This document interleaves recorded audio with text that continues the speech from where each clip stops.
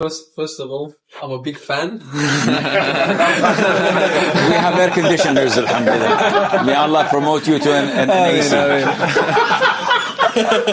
They have so much dead hearts and black hearts. And you find people in the heart of Medina and in Mecca with zero Iman. This is a guy, a taxi driver, 15 years, working in al-Haram, taking people and pilgrims and people of Umrah to the Haram for 15 years, and they've never entered the Haram. The souls are like soldiers in an army, and I don't like their guts. I don't like their vibes. And he says, Allah loves this individual, so love him. Why is this particular individual loved by so many people? You might be a Swiftie, and she has like 70 million followers. There is a difference between having a friend and having a colleague. The problem, and the biggest problem, is to be loved. The problem is, does Allah love you or not? When you say Allahu Akbar, it has a different meaning. So talking about Hijra, do you think every Muslim should consider making Hijra? I have 3 stents in my heart since 2017. I used to bench press 100 kg. So I just keep a physique that when I put my jeans and t-shirts, looks good. That's it. Relatively speaking, yes, we're much more conservative. But this is not something that would make a huge difference. Except for someone who's a bit sick and too horny. Excuse my French. Normal people, okay. I go to Canada and I see things. I go to London. I go to Europe. Okay. Yeah, it's outrageous, but this is your test from Allah. Do you have a father? Okay. You have a mother? Is she a sweet person? Yes, generous. And you're kind to her. Imagine if your mother was the sweetest woman on earth, giving you $1,000 every day. Your mom, I don't need this. No, I would like to have it. And she serves you, she serves your wife and children, and she goes around the relatives and friends saying, my son is the best man on earth. He's so generous, he's so kind, he's so brave. Would it be difficult to be dutiful and respectful to her? Where's the test? I'm wise, huh? See, this is what Allah created you for. If you're living in utopia, there's no fun. But when there's temptation, and you stand for the sake of Allah and say, no. Yusuf, if you go through the Quran, Sheikh Samir most likely have told you about this. Yusuf was sold as a slave when they found him in the well, bought by the king of Egypt, raised by him, then as a foreigner, as a young man full of energy, seduced by the wife of the king when they were alone, and he was harshly tempted. Now, no one would stand.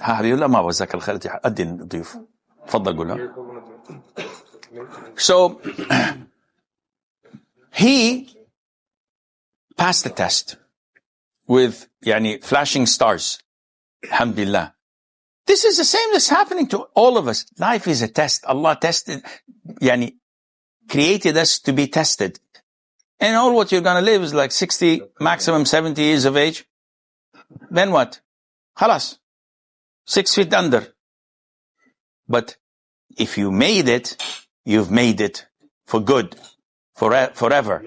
So there is no point of, again, excuse my French, bitching and whining. And saying, oh, we have so much fitna. Okay, welcome to the club. You have fitna. Let's go to Gaza and see the people there. What fitna are you talking about? You've got benefits in Australia. You've got life. You've got medical services. Free, I think. Yeah. Education, you infrastructure. You've got the power of the passport that maybe 90% of the population of Earth are envious of. And then you're saying, oh, Sheikh, wallahi, we want to do this, we want to do... You have it made. So all what you have to do is identify the glass you're drinking from. Is it half full or half empty? It's the same. It's the same glass. But it depends on how you look at it. I don't know if this makes sense. This is what you think. Unfortunately, if you ask Sheikh Samir or Sheikh Abdullah, how many of the people living less than 2 kilometers from Al-Haram have lived for 40 years and not entered it? Of the locals. It's in the heart. What were you drinking of just a while ago from your... A large bottle of water. Of Zamzam. Zamzam, yes. And one of the shuyukh was asked by his student. And he said to him, Sheikh, why is Zamzam not tasteful? Zamzam is not tasteful, is it? I like it. It's not that sweet. It's just no. Prière or whatever. It's a little bit salty. So why is it not that tasteful? The Sheikh said, so that Allah knows who drinks it for His sake. Ah, yes. This is your test. Wow. People living in Mecca, they don't know even the Haram, how to go to the Haram. They have so much dead hearts and black hearts that they don't feel the urge to go. I know people in Jeddah of my own relatives that have been here for 60 years. They went only once for Hajj and once for Umrah. One in their lives. And it's a stone's throw to us. So when you come and say, oh, I wish to come here and live here, you don't know what will happen after 5 months or 6 months of seeing it. I remember 20 years ago, when I used to work with the corporate companies, I was an executive, and my office was in the 6th floor, overlooking the seaport of Jeddah, one of the fanciest offices and locations in Jeddah. Everyone, and it was a huge office. It was for the CEO. When he left to another place, I said, I'd like to take it. He said, take it. So even the directors and the vice presidents don't have this office. Everyone who came into the office was mesmerized by the view for about 15, 20 seconds. And I just sit there and watch them. And I say, you like the view? He said, wow, the view is magnificent.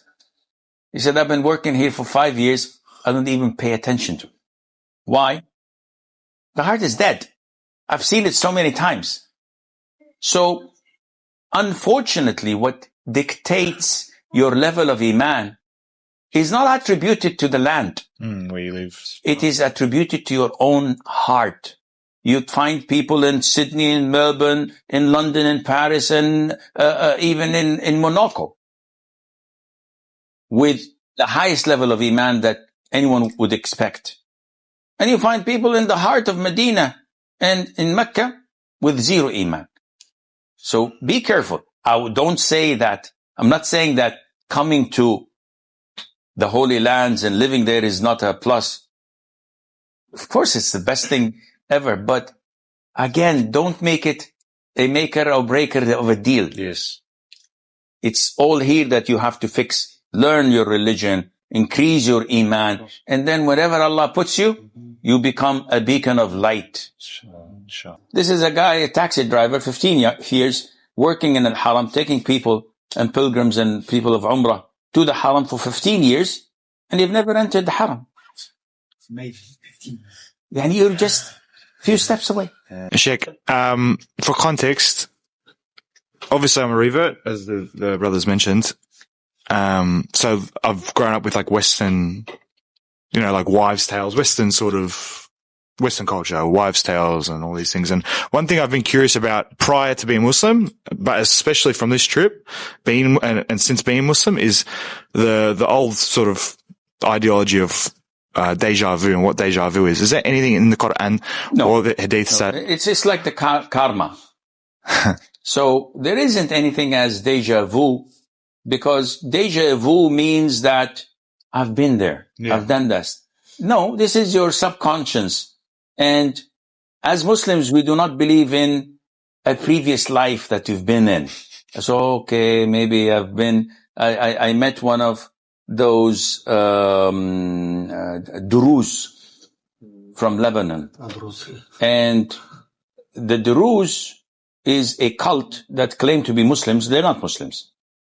So I met one of them, and he was, trying to get closer to me and, being courteous. I'm courteous to everyone, and I don't face people with hostility. So once we were talking, and I said to him, Akhi, why don't we see you in the masjid? He's a neighbor. He said, I'm Durzi and we don't pray in your masjid. I said, oh, subhanallah. And I played dumb. And then he said to me, I love to go to the beach and to swim and to ski. So I said, they believe in reincarnation. So I said, you might have been a fish in a previous life. And the guy laughed his head off. You're dangerous, man. You know too much. So we do not have this concept. Yeah. We know that we're born, we live, and we die. Yeah.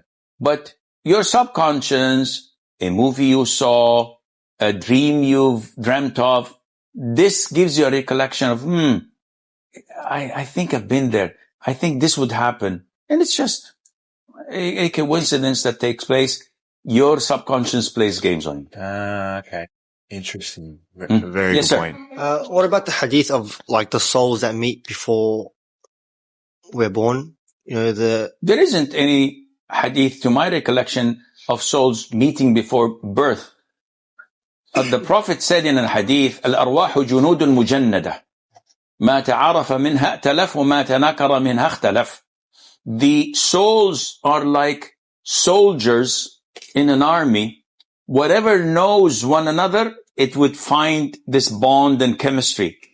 Some people I meet, and there might be da'is or great scholars of Islam with many followers. When I meet them, I feel, I don't like their guts. I don't like their vibes. And I'm a peaceful guy. Not that peaceful, but usually.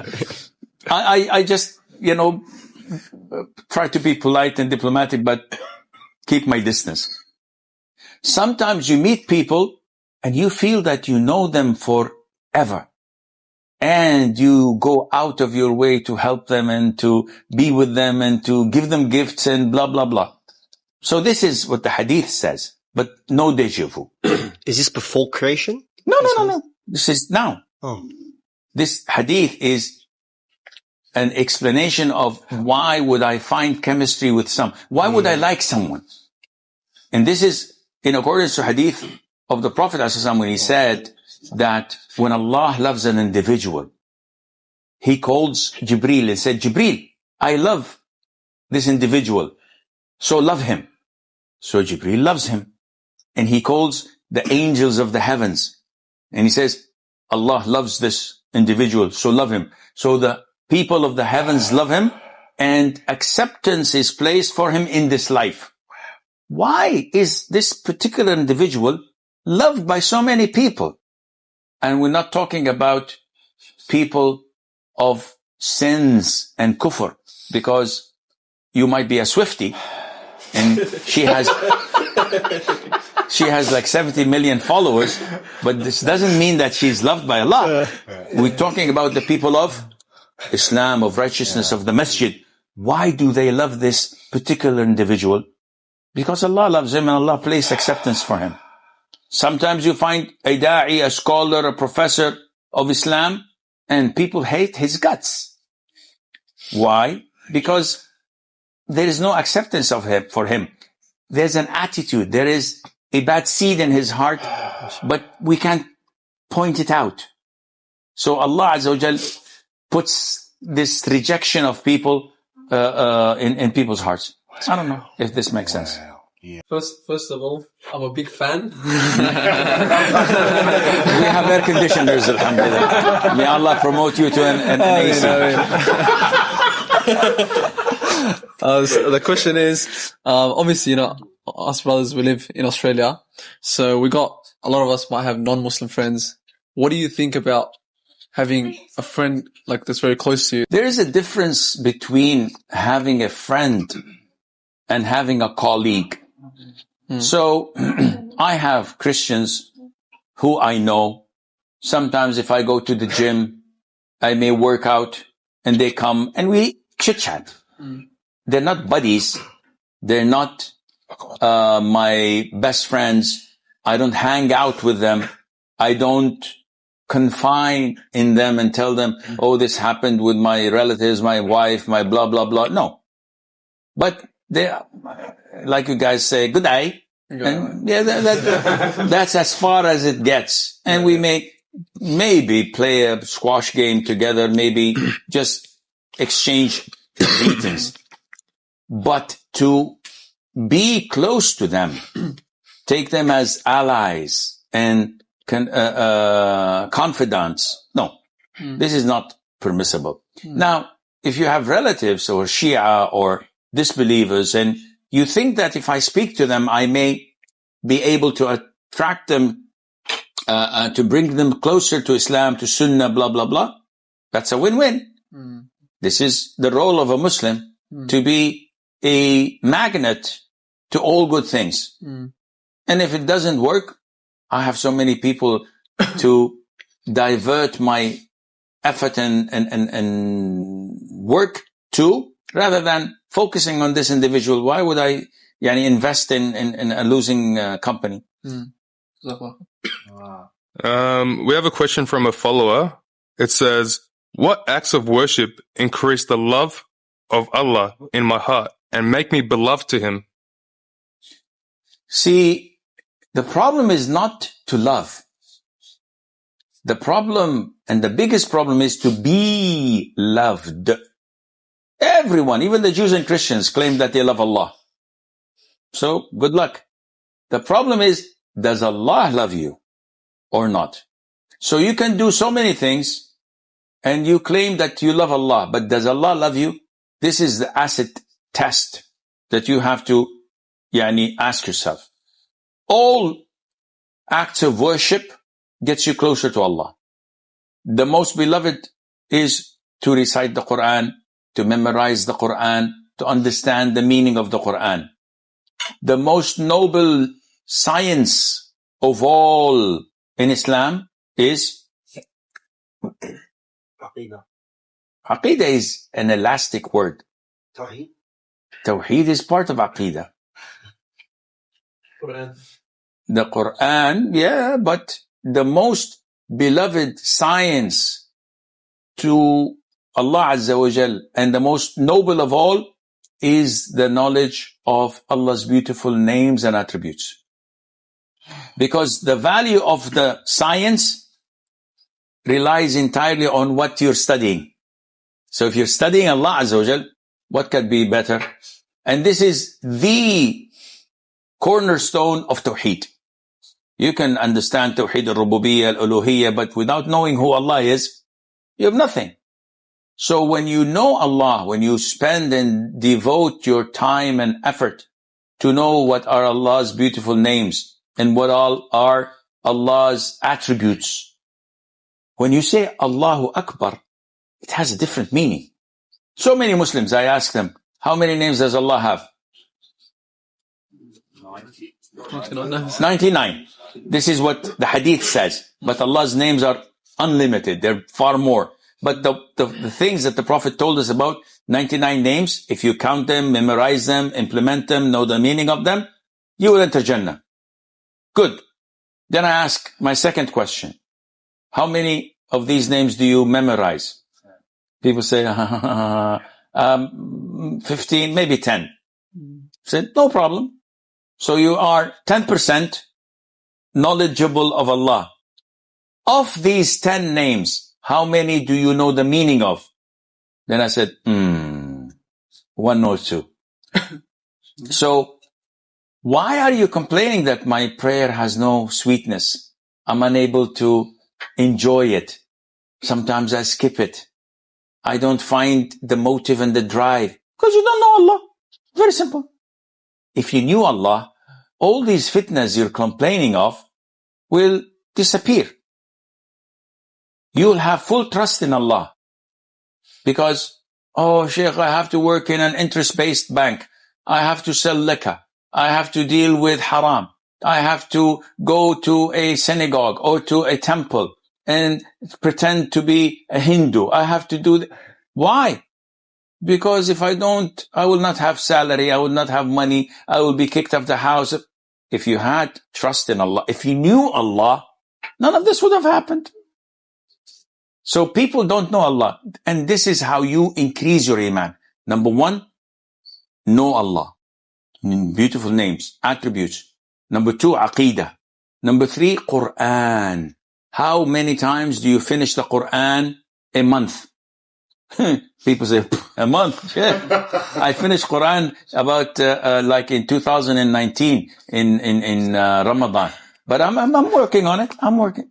Akhi, the minimum you finish Quran is once a month. This is the minimum. One juz every day, bare minimum. I know people who revise 5 juz a day, from memory. Every 6 days they finish the Quran from memory, just to keep it steady. 6 days. So you come and tell me, yeah, but I'd like to make hijrah. What have you done? 0. So start building the foundation before you think of, and make hijrah. What's your income? What's your finance? So nothing, Sheikh, I'm a cab driver. So you're going to come and work in Mecca doing what? I have saved money. Yeah, you live for 6 months, deplete your money, then start begging people, then go back to Australia. You don't have a job. And then you start begging people over there. Then you resent Islam. Then you say, maybe I should go back to my old ways. Yeah, it's difficult. It's a test. So play your game well if you want Allah Azza wa Jal to take care of you. I don't know if this... I'm good at diverting from questions that I don't feel like speaking of. Rapid fire now. It's rapid fire. Yeah, so just if you want to answer it quickly or whatever. So talking about Hijrah. You got 4 minutes, huh? 4 minutes. Okay, inshallah. This is rapid fire. Yeah, so. No, I'm fine with it. But That's fine. Yeah, so talking about Hijrah, do you think every Muslim should consider making Hijrah? See, Hijrah was directed to us by the Prophet ﷺ. He said, أنا بريء ممن يقيم بين ظهراني المشركين تتراءى حبيبي جزاك الله خير تتراءى نارهما. I have nothing to do with a Muslim who lives among the disbelievers in the proximity where if they light fire for cooking, they can see each one's fire. They're so close. Of course, we live in building blocks. We live in neighborhoods. We live in so many places that are so close to one another. Drink with your right hand, my friend. Aha, you're in the presence of the Sheikh. I'm a revert. I've got my guns on me. So sorry, this is an old habit. When I see something like this, I have to point it out. So, the Prophet ﷺ told us to migrate. Now, migration is essential, but if a person was born and raised there, and there is no better alternative, meaning if he goes to a Muslim country, they'll kick him out in 6 months, or he would not have a suitable job, or his social status and economic level would be so bad that his wife would divorce him, his children would go astray. We say, no, stay where you are. If you're able to practice Islam, you are able to pray on time, your wife is able to wear the niqab, your children can go to Muslim schools, nobody's forcing you to do something haram per se. So remain where you are, try your level best to improve your income, maybe, diversify your investments so that you would have steady income that allows you to go to a Muslim country, whether it's Egypt, whether it's Turkey, whether it's Malaysia, whether it's Saudi Arabia. Saudi Arabia is very expensive. And we don't accept people. Yeah, and if you have $300,000, you can get a golden permanent residency. مليون هي ولا الحين؟ أقل شوي, maybe a little bit less. But again, if you have this amount of money, so yes, once you are able, come. Assalamu alaikum, Sheikh. First of all, I love your content. Always makes us laugh. So Jazakallah khair for that. And as well as it's really good for the deen. But my question is, because we don't have time, so I'll just say a quick one. Talked about gym and how you go there. What's your PR for bench? I have 3 stents in my heart since 2017. Okay. You know what stents are? Sounds cool. Your arteries become blocked. So they insert 3 stents to keep them open. So before that, I used to bench press 100 kg. After my operation, doctor said, no more heavy weights. So I reduced like 70% of the weights I do due to the fact that doctors, all my cardiologists and heart surgeons said, no weights. So I just keep a physique that when I put my jeans and t-shirts, looks good. That's it. And just off that, one thing I realized while coming here, there isn't many gyms and those facilities are not, I don't know, maybe. No. Nah? One of the Medina, Mecca. No. Jeddah and Medina and all over Saudi Arabia, we have the best gyms. Okay. My grandson goes to one of the gyms. ايش اسمه الجيم حقك؟ Fitness Time. ما شاء الله. Fitness Time. We're endorsing الدعاية يعني يمكن تدونا فلوس. Fitness Time is one of the gyms. They have like maybe 40 or 50 outlets all over the country. And the fun thing is, if you're a member in one of them, anywhere you go, you can be admitted. So it's like, oh, good, you've changed from left to right. I was almost gonna. I could see the shock on your face. He's already got called once by the Imam of Mecca because he was drinking with his left hand. Yeah, maybe twice. Double trouble. That's good. So, alhamdulillah, we have lots of gyms. And we have lots of sports clubs, paddle outlets, football, small courts for eight players and the likes, and we're everywhere. It's very important for the deen, in terms of praying and etc. It's not an essential thing. It is a subsidiary. It's something that's a third or a fourth in the priority list. But it is essential to have. Because we are running out of time. We ran out of time already. Okay. The adhan is cold, so. Just a quick one. Every 30-second answer. Does Islam allow child marriage? Is it legal anywhere in the world? So what's the point of the question? This question is posed by Islam haters. So it's a legal thing. It's like does Islam endorse concubines? Can I buy one? So no, it's prohibited worldwide. So why are you asking? First of all, was child marriage allowed 15 centuries ago? Yes or no? Yes. All over the world, Christians, Jews, and so why are you guys jumping the gun on Islam? Secondly, what's the legal age for in Peru, Mexico, France, Japan? You'll find that it goes down to 12, 13, and 14 years of age till date. So what's the problem? I'm not saying there is a problem. I know you're not saying, those who's asking. Yeah. Because they want to bring you back to why did Prophet Muhammad marry Aisha when she was 9 years of age? So let's say if I have a 5-year-old daughter and I wanted to marry it off to him, I'm allowed to do that? you'd be a stupid schmuck. No, okay, listen. Let's say Isa comes down, the end of times, okay?